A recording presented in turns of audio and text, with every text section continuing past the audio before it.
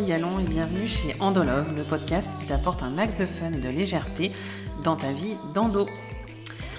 Alors aujourd'hui, je voulais vous parler des top 3 huiles essentielles que j'utilise, notamment pour avoir moins de douleurs pendant mes règles, parce que c'est un des facteurs qui est le plus important quand on a de l'endométriose, c'est ces fameuses douleurs qui sont plus ou moins supportables. Et je sais que de mon côté, à une époque, ça a été vraiment extrêmement difficile de gérer ces douleurs. Ça a complètement changé ma vie, je dirais. Ça a complètement détruit pendant un certain temps, en tout cas, ma vie sociale. Je pouvais plus sortir, je pouvais plus voir mes amis, tellement j'avais mal.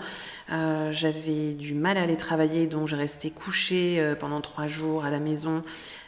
Parce que c'était vraiment des douleurs déchirantes, insupportables.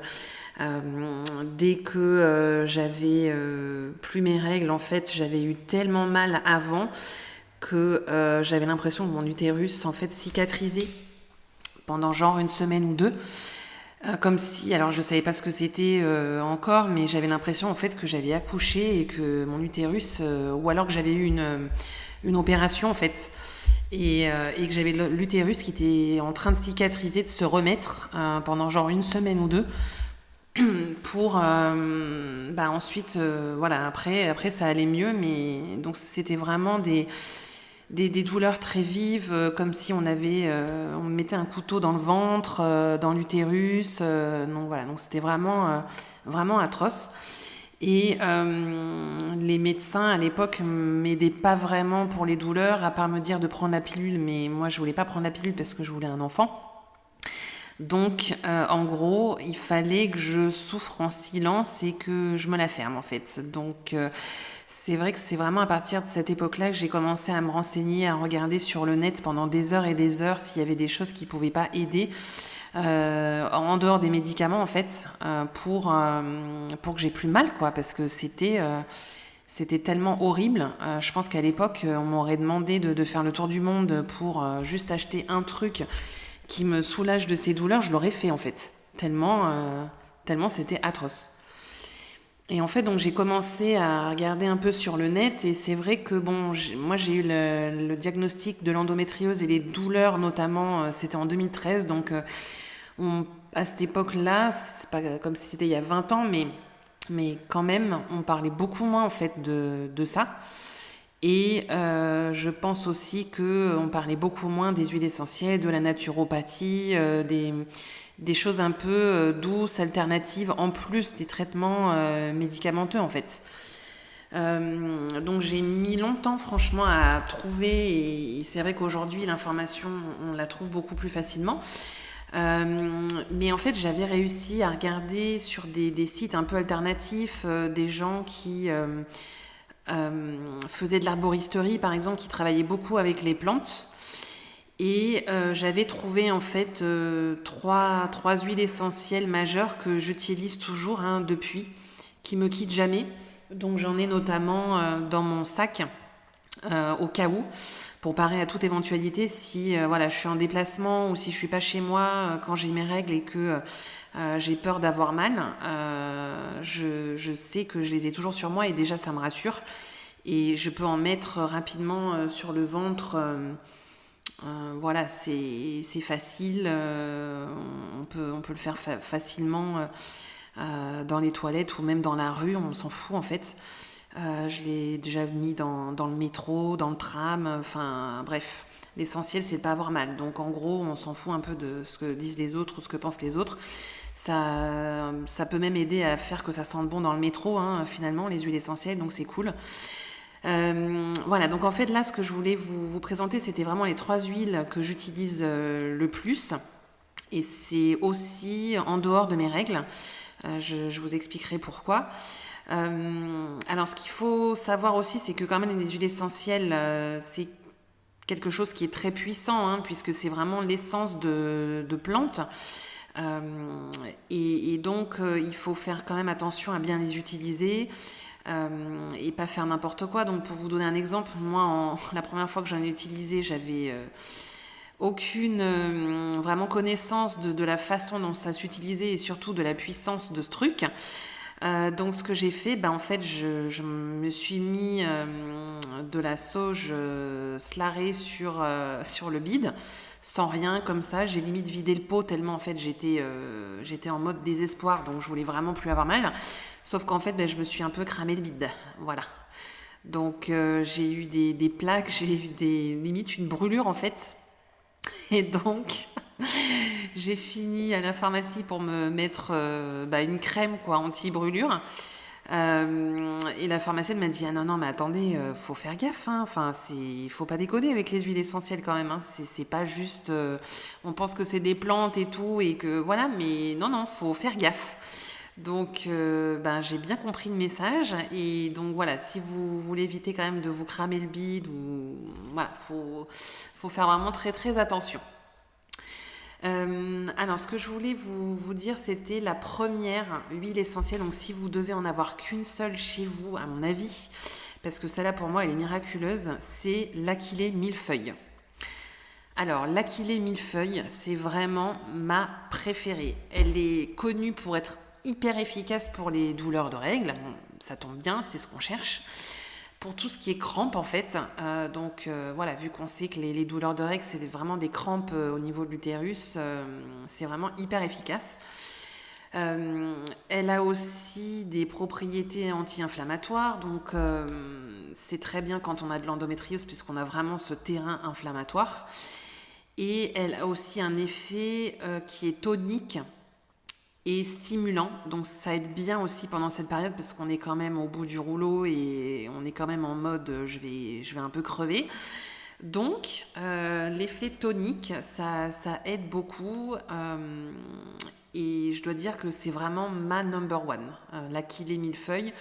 Je la prends aussi en tisane quelques jours avant les règles. Je me fais 2-3 tisanes par jour de ça, plus l'Achillée millefeuille en huile essentielle. Alors en plus cette huile essentielle d'Achillée millefeuille elle est pas de la même couleur que les autres, elle est un peu bleu foncé, donc c'est joli, ça sent bon je trouve.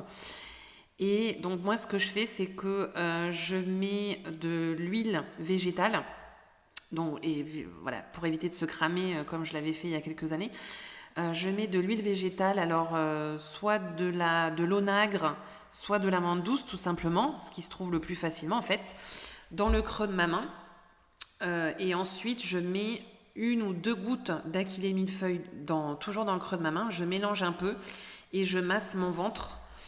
Donc vraiment le bas de mon ventre en douceur, voilà, ça fait du bien, ça détend, ça aide à penser à autre chose quand on a mal en fait. Et je fais ça 2-3 fois par jour quand je sais que je vais avoir mes règles parce que ça se sent un petit peu, je sens que l'utérus travaille un peu et je me dis bon ça y est, ça va arriver, donc je commence déjà à ce moment-là et après pendant les 2-3 premiers jours je le fais et honnêtement c'est un vrai miracle.